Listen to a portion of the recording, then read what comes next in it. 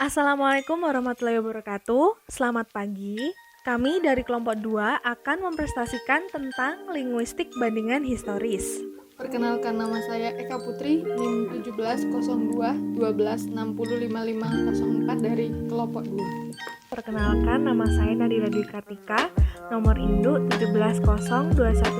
170212605533 dari kelompok 2. Perkenalkan, nama saya Sinta Wardani dengan nomor induk mahasiswa 190212614002 dari kelompok 2. Pengertian linguistik bandingan historis. Linguistik bandingan historis adalah cabang ilmu bahasa yang mempersoalkan bahasa dalam bidang waktu serta perubahan-perubahan unsur bahasa yang terjadi dalam bidang waktu tertentu. Bahasa-bahasa itu dipelajari sekurang-kurangnya selama 2 periode atau lebih, di mana data-data dari bahasa itu diperbandingkan secara cermat untuk memperoleh kaidah perubahan yang terjadi dalam bahasa tersebut. Tujuan linguistik bandingan historis. Yang pertama, mempersoalkan bahasa-bahasa yang serumpun dengan mengadakan perbandingan mengenai unsur-unsur yang menunjukkan kekerabatannya. Yang kedua, linguistik bandingan historis berusaha menemukan bahasa proto yang menurunkan bahasa-bahasa modern. Yang ketiga, mengadakan pengelompokan bahasa-bahasa yang termasuk dalam suatu rumpun bahasa. Yang keempat, linguistik bandingan historis juga berusaha untuk menemukan pusat-pusat penyebaran bahasa-bahasa proto dari bahasa-bahasa kerabat, serta menentukan gerak migrasi yang pernah terjadi. Klasifikasi genetis. Klasifikasi genetis atau klasifikasi genealogis merupakan suatu proses pengelompokan bahasa-bahasa sebagai hasil dari linguistik bandingan historis. Klasifikasi ini merupakan hasil yang dicapai dari tujuan yang ketiga, yaitu berusaha untuk mengadakan pengelompokan bahasa-bahasa yang termasuk dalam suatu rumpun. Kelompok atau rumpun bahasa yang disimpulkan dari metode yang dikembangkan dalam linguistik bandingan historis adalah: yang pertama, rumpun Indo-Eropa, terdiri dari cabang-cabang Jerman, Indo-Iran, Armenia, Baltik, Slavia, Roman, Keltik, dan Gaulis. Yang kedua, rumpun Semito-Hamid, terdiri dari subrumpun Hamid, Koptis, Berber, Kushit, dan Chad. Yang kedua, subrumpun Semit, terdiri dari Arab, Etiopik, dan Ibrani. Yang ketiga, rumpun Cairinil, terdiri dari bahasa-bahasa Bantu, Luganda, Swahili, Kafir, Subia, Zulu, Tebele, dan bahasa Khoisan, Busman, dan Hottentot. Yang keempat, rumpun Dravida, terdiri dari bahasa-bahasa Telugu, Tamil, Kanari, Malayalam, dan Brahui di Baluchistan. Yang kelima, rumpun Austronesia, yang terdiri dari bahasa-bahasa Indonesia, Melanesia, dan Polinesia. Yang keenam, rumpun Austroasiatik, terdiri dari bahasa-bahasa Mona Khmer, Palaung, Munda, Annam. Yang ketujuh, rumpun Finno-Ugris, terdiri dari bahasa-bahasa Hungar atau Magyar, Lap, dan Samoyed. Yang kedelapan, rumpun Altai, terdiri dari bahasa-bahasa Turki, Mongol, Manchu, Tungu. Ada hipotesa yang menyatakan rumpun Finno-Ugris mempunyai pertalian dengan Altai yang disebut Ural Altai, yang memasukkan juga Jepang dan Korea. Yang kesembilan, rumpun Paleo-Asiatis, terdiri dari bahasa-bahasa di Siberia. Yang ke-10, rumpun Sino-Tibet, terdiri dari bahasa bahasa-bahasa Cina, Thai, Tibeto-Burma, dan Yenisei Ostyak. Yang ke-11, rumpun Kaukasus, terdiri dari bahasa-bahasa Kaukasus Utara dan Selatan di Georgia. Yang ke-12, bahasa-bahasa Indian, terdiri dari bahasa-bahasa Eskimo Aleut, Nadene, Algonquin, Wakasan, Hokan, Sioux, Penutian, Aztec, Tanoan, dan Maya. Yang ke-13, bahasa-bahasa lain seperti bahasa-bahasa Irian, Australia, dan Kadai. Selanjutnya ada ciri-ciri klasifikasi genetis. Klasifikasi genetis mengandung ciri-ciri sebagai berikut. Yang pertama, non-arbitrer, exhaustif, dan unik. Non-arbitrer maksudnya adalah berdasarkan garis keturunan. Bahasa-bahasa dianggap diturunkan dari bahasa-bahasa yang lebih tua, dan bahasa yang lebih tua selanjutnya akan diturunkan lagi ke yang lebih tua sebelumnya. Apa yang dirangkum dalam pengertian garis keturunan ini sebenarnya dikembalikan lagi pada kesamaan kata-kata, ciri fonologis dan morfologis, dan lain sebagainya. Kemudian ada exhaustif atau tuntas. Dengan menggunakan garis keturunan, semua bahasa di dunia bisa dikelompokkan dalam rumpun-rumpun, subrumpun, dan kelompok-kelompok tertentu. Yang ketiga, unik, tidak merangkap keanggotaan. Dengan menggunakan garis keturunan yang menghasilkan rumpun bahasa, maka tiap bahasa yang ada di dunia ini sudah jelas kedudukannya. Dengan kata lain, tidak mungkin ada bahasa yang masuk ke dalam dua rumpun yang berbeda.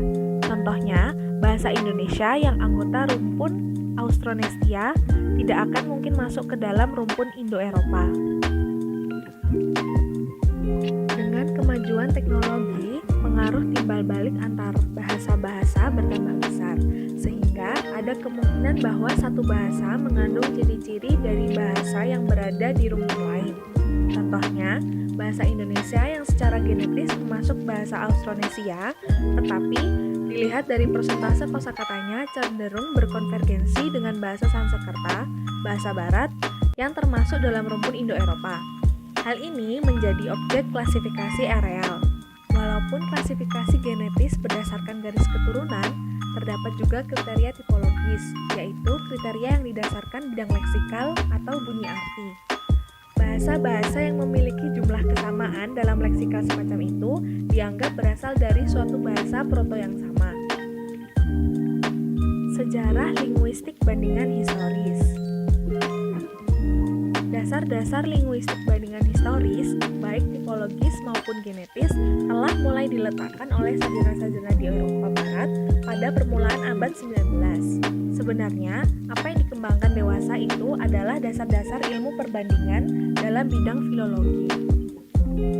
Dari dasar tersebut, kemudian muncul metode-metode baru yang kemudian disempurnakan lebih lanjut pada abad 20, yang mencoba membandingkan bahasa secara murni dari segi linguistik yang sejarahnya dibagi dalam beberapa periode.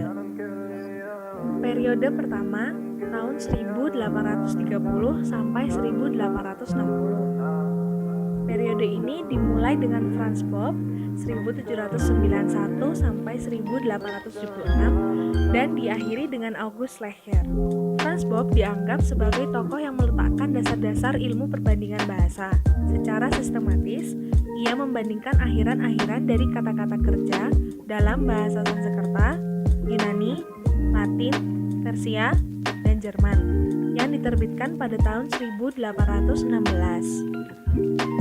Kemudian di tahun 1818, Rasmus Christian Rask 1786 sampai 1832 memperlihatkan bahwa kata-kata dalam bahasa Jerman mengandung unsur-unsur bunyi yang teratur hubungannya dengan kata-kata bahasa Indo-Eropa lainnya. Suatu hasil yang penting lainnya di periode ini adalah penelitian Friedrich von Schlegel 1772 sampai 1829. Ia menunjukkan hubungan antara bahasa Sanskerta, Yunani, Latin, Persia, dan Jerman dan menetapkan bahasa-bahasa tersebut sebagai bahasa fleksi atau bahasa yang satu kata terdapat banyak morfem, tetapi batas morfemnya tidak jelas. Yang kedua adalah periode 2 yang dimulai pada tahun 1861 sampai 1880. Pada periode ini terdapat beberapa tokoh penting beserta temuannya. Yang pertama adalah August Laker yang mencetuskan teori batang pohon atau lebih dikenal dengan Stammbaum teori berdasarkan pada konsep bahasa Proto. Menurut Laker, kata-kata berkembang dari satu suku kata sebagai akar menjadi kata-kata baru berdasarkan perubahan-perubahan paradigmatik dan derivasional yang menjadi ciri dari bahasa fleksi. Tokoh kedua adalah Curtius. Ia berjasa besar dalam menerapkan metode perbandingan untuk filologi klasik, khususnya ia mempelajari bahasa Yunani. Kemudian yang ketiga adalah Max Muller. Ia menghubungkan kelas-kelas bahasa dengan tipe-tipe sosial. Yang pertama adalah bahasa isolatif, yaitu bahasa keluarga, kemudian bahasa aglutinatif, yaitu bahasa bangsa pengembara, dan bahasa fleksi, yaitu bahasa masyarakat yang sudah mengenal negara. Ia juga memperkenalkan istilah analitis dan sintetis untuk menyebut bahasa isolatif dan fleksi berdasarkan kemungkinan segmentabilitas dari unit-unitnya. Dan yang keempat adalah Whitney. Ia menambahkan istilah polisintetis untuk menyebut bahasa inkorporatif. Yang ketiga adalah periode 3 dimulai pada tahun 1880 sampai akhir abad 19. Dalam periode ini ditemukan beberapa temuan, yaitu yang pertama, kemunculan kelompok ahli tata bahasa yang menamakan dirinya Geogramatika. Kelompok ini tertarik pada hukum-hukum bunyi yang telah dirumuskan oleh Jacob Grimm. Mereka juga menambahkan kaidah-kaidah baru pada hukum bunyi yang sudah ada. Bunyi-bunyi berubah menurut hukum bunyi tanpa terkecuali. Hukum bunyi yang sudah ada itu diberi status yang lebih kuat karena berlaku tanpa kecuali dan dipertahankan mati-matian.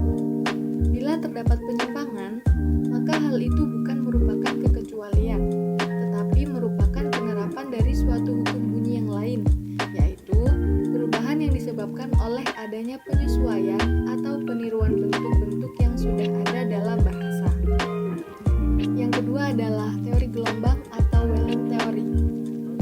Teori ini merupakan pemecahan masalah dari Stammbaum teori yang dikemukakan oleh J. Smith.